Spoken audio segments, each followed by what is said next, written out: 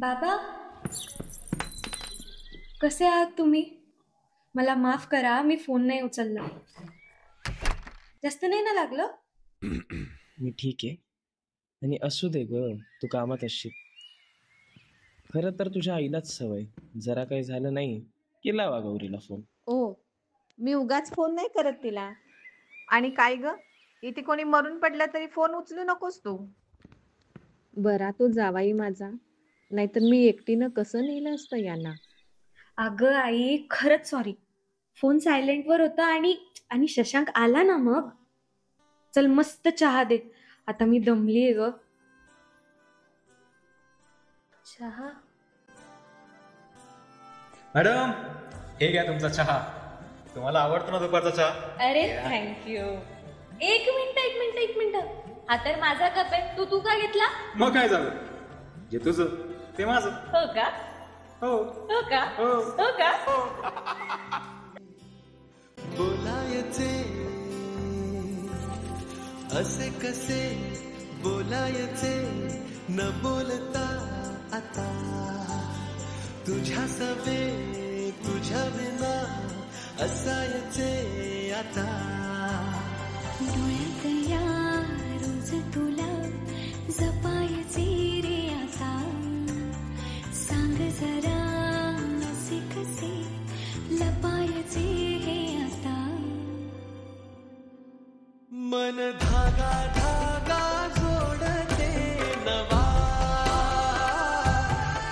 मन धागा धागा रेशमी दुआ मन धागा धागा जोडते नवा मन धागा धागा रेशमी दुआ गौरी बाळा, हे घे तुझा चहा. आणि तोंड पाडून बसू नकोस.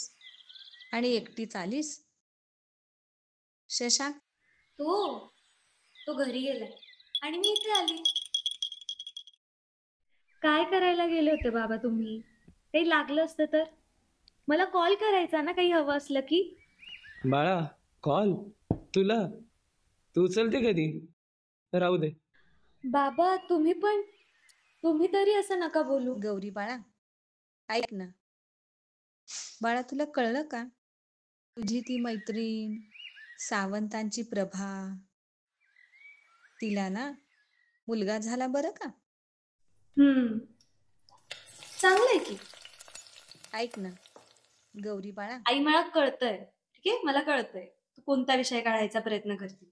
नको ना यार आता, प्लीज. अगं, बाईसाठी सर्वात सुखद अनुभव असतो हा आई होणं. आई, मला कळतंय, पण बाळ हवंच असं नाही ना.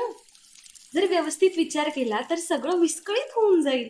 काय विस्कळीत ग, काय विस्कळीत? अगं, आई होणं हे जगातलं सर्वात मोठं वरदान आहे. काय अडचण आहे आज मला स्पष्ट सांगच. असा काय जास्त महत्वाचा आहे बाळापेक्षा? आणि शशांक, त्यांना किती वाईट वाटत असेल याचा विचार केला आहेस का कधी? कारण ऐकायचंय ना तुला, तर ऐक. मला 9 महिने बाळाला पोटात ठेवायचं नाही. मला माझ्या कामापासून सुट्टी घ्यायची नाहीये. मला माझं करिअर पणाला लावायचं नाहीये. आणि सर्वात महत्वाचं, मला त्या जीवाला त्रास द्यायचा नाहीये. आईबाबांच्या या वेळोवेळी भांडणामुळे त्याच्यावर काय परिणाम होईल मला ते त्याला दाखवायचं नाहीये. का करू ना मी ते, जे मला योग्यच वाटत नाहीये आई. हे बघ, माझा वर्षाचा पगार जाईल नुसते ते एका डिसिजनमुळे.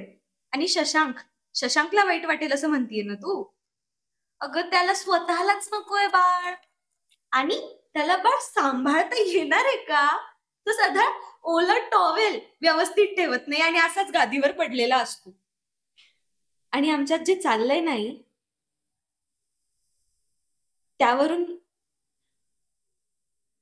त्यावरून असं नाही वाटत की बाळाचा विचार करावा, कारण त्याचा बाळावर वाईटच परिणाम होणार आहे. कळतंय का तुला? ह्यापुढे मला काही बोलायचं नाही. बस, जातीये मी. अहो, तुम्ही काहीच कसं बोलला नाहीत तिला. अगं, तिच्या मनात काय चाललंय हे कळायला नको का? आधी ती हा विषय टाळायची, पण शांतपणे. पण आज ती जे काही बोलली त्यावरून मला तरी असं जाणवलं ना की तिच्या आणि शशांकमध्ये काहीतरी नक्की घडलं असावं. लग्न तर तिच्याच मर्जीनं झालंय आणि प्रेम होतं ना यांचं. मग काल शशांकला पाहून मला जाणवलं काहीतरी बिनसलंय. मी नाही बोलले. ह्या बाबतीत मला निकमांशी बोलावं लागेल.